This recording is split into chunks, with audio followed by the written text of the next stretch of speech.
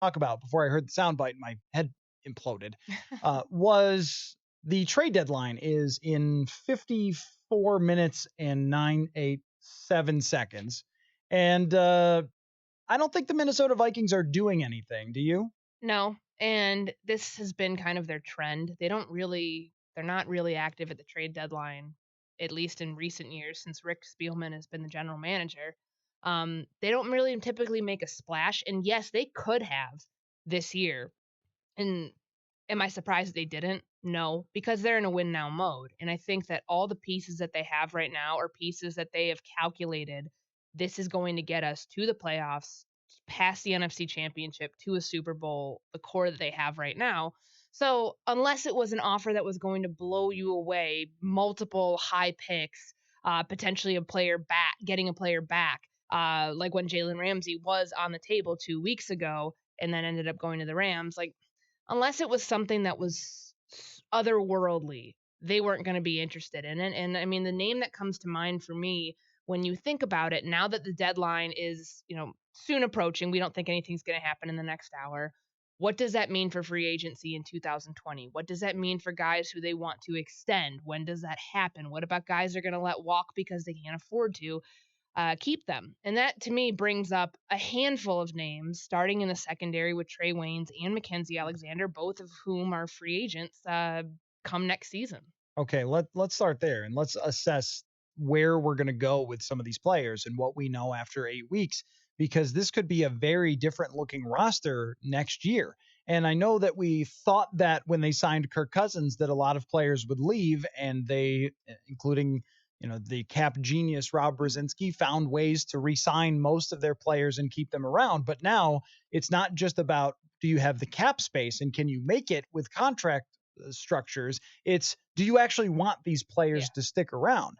And well, let's go through the list here because you mentioned Waynes and Mackenzie Alexander. Are we just going to say Xavier Rhodes after this year is not on this team? Well, unless he takes a massive pay cut because his cap hit for next season, let me find it.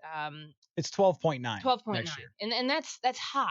Like and he's under contract for 2 more years beyond this season. His contract goes through 23 technically beyond 2022. He's not on the roster at 2022. Don't You cannot convince me otherwise of that.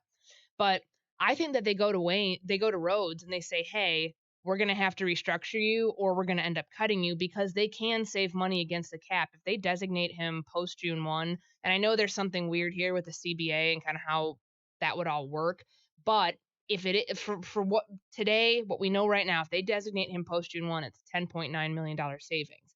If they cut him outright, tomorrow, the next day, anything like that in February, it's a $6.1 million cap savings, but you also incur about 7.2 against in dead money against the cap, which that's not the end all be all. It doesn't count against the cap. It's something that they're constantly paying guys out still that were on the roster at one point. Including Laquan Treadwell. It's kind of weird. But I think this secondary is the area you start when you say how different are the Vikings going to look in 2020 and beyond. That's the one area that draws at least my attention right away because your two starting corners, one of which is on the downcline. I know Mike Zimmer has fought and kind of come to Xavier Rhodes' defense for reasons I just don't really understand because he keeps getting penalized. He's not playing the same way that he did in 2017. This is an ongoing trend. I know he's frustrated. He's he's made comments about it. I don't understand why we're trying to like shine something here that is just dull and rusting away. But so you have Rhodes kind of on the decline, and you have Trey Waynes where he's at right now, and he's going to command a really, really pretty penny. So I don't know if they're going to be able to keep him, and it makes you wonder when you look at kind of your three starters back there. Let's throw Mackenzie in there, even though he's nickel. They're in nickel a lot.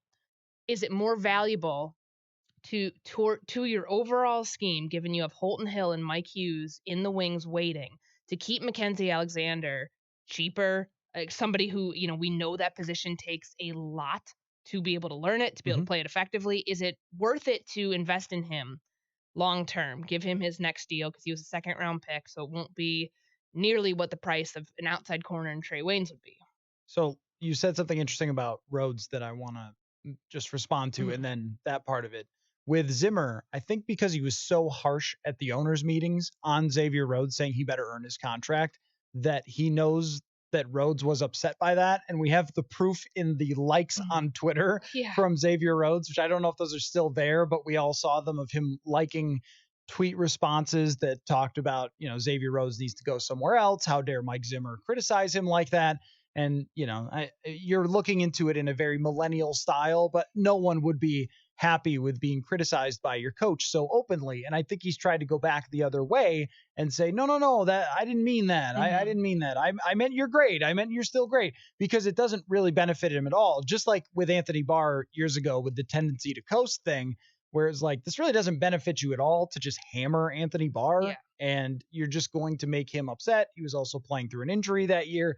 And I think that that's been the approach to Rhodes, is I'm just going to go out there and defend him, almost like with Kirk.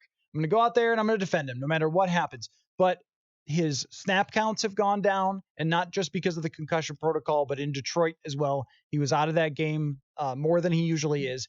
And he isn't shadowing anymore, which I think tells you that, to me, is the actions tell you more than the words. And that's the thing. And Mike Zimmer says, starting back week 5 after the Giants game, when he wasn't shadowing, and you could kind of tell, like, okay, is there something wrong here? It's like, oh, no, every week's game plan calls for something different.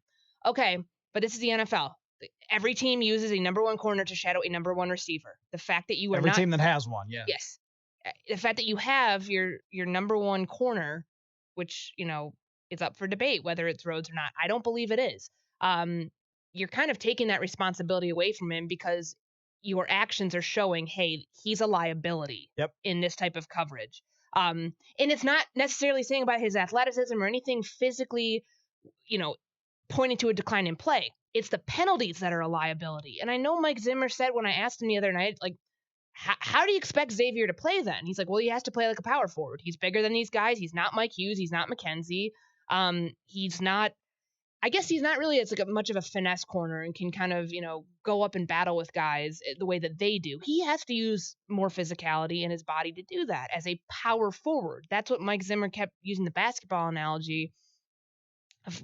I don't know. I kind of took it to be like, he's got to get boards. He's got to be, if you're using the basketball analogy here, you got to play clean on the boards. You have to be aggressive down in the low post. You have to be able to body guys around there. Can't foul out. But you can't foul out. Like, that's the problem here. Like, Xavier's getting a penalty per game, a DPI penalty most times per game. He's got 7 and 8 games now. And that's a problem. I mean, he's averaging, like, just the penalties that he's accruing this year, he's going to well surpass where he was last year. He had 9 penalties total, second in the NFL in 2018, and now he's on pace to nearly double that. Right, and his coverage has not been any good either. No. I mean, so this is where Zimmer's words don't match up with the facts. Is that according to Pro Football Focus, opposing quarterbacks are completing 85% of their passes when throwing towards Xavier Rhodes, and 124.7 quarterback rating. So he hasn't been even remotely good. And I think that he would have to go a super long way in the second half. Like, he would have had to have the best weekend of recovery that anyone has ever had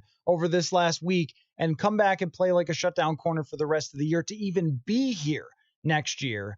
And then, like you said, he doesn't have any leverage either, so they could just cut him if they want. They gave him all the, like they do in every deal. They gave him his guaranteed money up front the first 2 years. So at this point, it's their hand versus his, and they're in a really good situation to say, hey, even if they want to even keep him around. I mean, it's going to be hilarious at the end of the day if they end up cutting him outright without trying to work out a restructure, and be like, okay, well, what was the point of saying all that stuff and just trying to save face during the 2019 season? Right. And that's a good question, because we're at the trade deadline, and if someone overvalued Xavier Rhodes, you could bring back in Holton Hill, play Mike Hughes there, and probably get better production. That would be the one thing we'd be questioning if this goes sideways with Xavier Rhodes, is why were you so loyal to him? Why didn't you move him last offseason when this was predictable? Why didn't you move him at the trade deadline when you had Holton Hill coming back and you knew that was happening? And Hill has shown a lot of potential. He's much younger. He's got that same size advantage. And when he was actually out there last year, he was very good.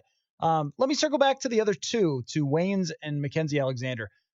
Do we think that Trey Waynes is a good cornerback?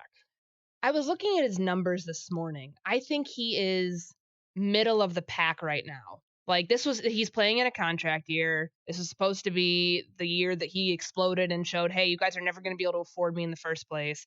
I'm out of here at the end of 2019.